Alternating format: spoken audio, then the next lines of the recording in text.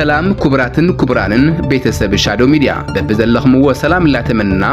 ዋናዊ ሚዛናውን ሐቀኛታት ዜናታትን ሓበሬታታትን ንቀርበልኩም ቻነልና ሰብስክራይብ ላይክ ግበሩ ናብ ካልኦቱን አካፍሉ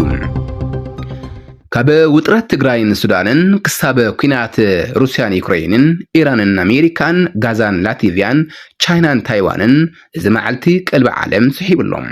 ናብ ዝርዝር ዜናታት ዝዕለት ክሰግር አበ ትግራይ ሰራያ ሓድሽ ወታደራዊ ውጥረት ዳግማይ ግጭት ክልዓል ይኽእል ዝብል ስጋኣት ደቂንሎም እዚ ኩነታት ብፍላይ ድሕሪ ስምምዕ ፕሪቶሪያ ንሰላም አበ ትግራይ ዝነበረ ተስፋ አበ ፈተና ኣትይዎ ኣሎ ክብል አልጀዚራ ጸብጺቡም አበ ትግራይ አበ ዝሓለፉ ሰሙናት ዝተረኣየ ሓድሽ ወታደራዊ ውጥረን ግጭትን ዳግማይ ኩናት ክልዓል ይኽእል ዝብል ስጋኣት እውን አልዒልሎም አበ 25 ነሓሰ አበ ምዕራባዊ ትግራይ አበ ከባቢ ሸረሪና አበ መንጎ ሓይልታት ፌደራልን ሓይልታት ሕወሓትን ጎንፂ ከም ዝተኻየደ ዝገለጸ አልጀዚራ ብተወሳኺ አበ 3 ነሓሰ መጥቃዕት ድሮን አብራይ ያላማጣ ጣቢያ መረዋስ ተፈጸመ ደብዳብ ድሮን ነቲ ኩነታት ዝያዳ አሕሚቅዎሎም እቲ ዝዓበየ ስጋት ድማ ዝኾነ ሓድሽ ወታደራዊ ጎንፂ ናብ ሰፊሕ ግጭት ከይዓብዩ አበ ከባቢ ዶብ ዝተፈጠረ ጎንፅን ዘይተረጋገአ ኩነታትን ንህዝቢ ኢትዮጵያን ሱዳንን ሓድሽ ስጋት ከም ዝፈጠረ አልጀዚራ አበ ጸብጻቡ አስፊሩም ብፍላይ ካበ ሰሜን ኢትዮጵያ ናብ ሱዳን ዝግበር ምስዳድ ኩነታት ሰብአዊ ድሕነት አበ ሓደጋ ከም ዘውደቆን ሻቅሎት ከም ዝፈጠረን እቲ ጸብጻብ የረድእ ሓይልታት አርኤስኤፍ አበ ከባቢ ዓለ ኩርሙክ ሓድሽ ምንቅስቃስ የርእዮም እታ ከተማ አበ ጥቃ ዶብ ኢትዮጵያ ትርከብ ብምዃና እዚ ምዕባለ ንኢትዮጵያ እውን ብቀጥታ ዝጸሉ እዩ ኩናት ሱዳን እንተቐጺሉ ምስዳድ ሰባትን ዘይምርግጋእን ናብ ዶብ ኢትዮጵያ ክዝርጋሕ ይኽእል እዩ ዝብል ስጋኣት ፈጢሩሎ ክብል አዲስ ስታንዳርድ ሓቢሩ አል ኩርሙክ አበ ብሉ ናይል ክልል አበ ዶብ ሱዳን ኢትዮጵያን እትርከብ ስትራቴጂካዊ ከተማ እያ እቲ ምንቅስቃስ አበ መንጎ አርኤስኤፍን ሰራዊት ሱዳን ዘሎ ኩናት ናብ ምብራቃዊ ዶብ ሱዳን እናቀረበ ምህላው እውን ይግለጽ አበ ኩናት ሩስያን ዩክሬንን መጥቃዕቲ ድሮን አገዳሲ ክፋል ናይቲ ኩናት ኮይኑ ቀጽለሎም አበ ወደብ ዩኤስቲ ሉጋ ሩስያ ዝተፈጸመ መጥቃዕቲ ድሮን አበ ነዳድን ኢንዱስትሪያዊ መዋቅርን ጉድኣት ከም ዝፈጠረ ተሓቢሩ እዚ ድማ ኩናት ካበ መስመር ግንባር ርሒቁ ናብ ውሽጢ ግዛኣታት ሩስያ እውን እናተስፋሕፈሐ ምዃኑ የረድእ ጸብጻብ ውድብ ሕብራት ሃገራት ከም ዝሕብሮ አበ ሓምለ 2018 ዓ.ም 437 ሲቪላውያን ተቐቲሎም 2610 ድማ ቆሲሎም ድሮንን ሚሳኤልን ድማ ካበ ዋና ምኽንያታት እቶም ሞትን መቕሰልትን እዮም ተባሂሎም አበ ላቲቪያ ድማ ዘይተፈለጠ ድሮን አበ አየር ክልላ ከም ዝኣተወ ተሓቢሩ እዚ ኩነታት አበ አባላት ኔቶ ዘሎ ጭንቀት ንድሕነት አየር ክልል እናወሰኸ ምዃኑ እውን የረድእ ብፍላይ ምስ ኩናት ሩስያ ዩክሬን ተተሓሒዙ ናይ ድሮን መጥቃዕትታት አበ ከባቢ ምብራቅ ኔቶ ዓብይ ስጋኣት ኮይኑሎ ሮይተርስ ከም ዝጸብጸበቶም ክልተ ጣልያናውያን ኤሮ ፋይተር ካበ ሌትዊንያ ከምኡውን ክልተ ቱርካውያን ኤፍ16 ካበ ኤስቶንያ ነቲ ምስጥራዊ ድሮን ንምክትታል ተላኢኾም ሚኒስትር ምክልኻል ላቲቪያ እቲ ድሮን ብምኽንያት ሩስያዊ ኤሌክትሮማግኔቲክ ውግእ ኤሌክትሮኒክ ዌርፈር ናብ ላቲቪያ ክልል ከም ዝኣተወ ገሊጹ እንተኾነ ግን መበቆልቲ ድሮን ገና ብወግዒ ኣይተረጋገጸን ኔቶ ድማ ምርመራ ጀሚሩሎም አበ መንጎ ኢራንን አሜሪካን ዘሎ ውጥረት ንዓለም ለኻዊ ንግዲ ነዳዲ ኣስጋኢ ኮይኑሎም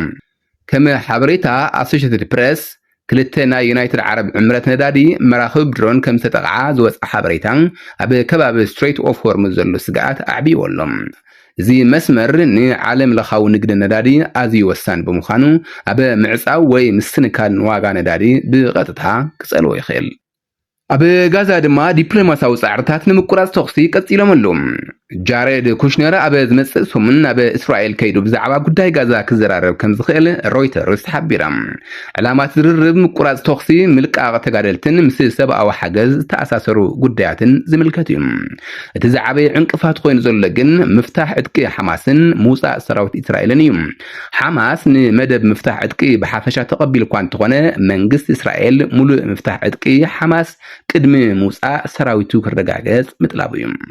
እዚ ከምዚ ኢሉ እናሃለወ ግን 7 ነሓሰ 2018 ዓ.ም አበ ጋዛ ናይ እስራኤል ድሮን መጥቃዕቲ ክልተ ሰባት ከም ዝቀተለት ተሓቢሩ ካብ ጸብጻብ ሮይተርስን ዘ ጋርዲያንን ከይወፃና ኣብ እስያ ድማ ቻይናን ታይዋንን ኣብ ዝለዓለ ወታደራዊ ምድላው ይርከባ። ታይዋን ብወገና ንተኽእሎ ወታደራዊ መጥቃዕቲ ቻይና ክትዳሎ ቀፂላ ኣላ። እዚ ጉዳይ ንክልቲአን ሃገራት ጥራሕ ዘይኮነስ ንኣሜሪካን ዓለም ለኻዊ ኢኮኖሚን ዝጸልይ እዩ ተባሂሉ። ቻይና ኣብ 8 ነሓሰ 2018 ዓመታዊ ሃንኳንግ ወታደራዊ ልምምድ ታይዋን ብትሪ ድሕሪ ምንቃፍ ቤት ጽሕፈት ምክልኻል ቻይና ነቲ ልምምድ ዘይረብሕ ቲያትር ብምባል ዘናኣሰቶ ኮይና ፍርሒ ኩናት ከም ዝውስኽን ንህዝቢ ታይዋን ናብ ወታደራዊ ግጭት ከም ዝዳለውን ከሲሱ።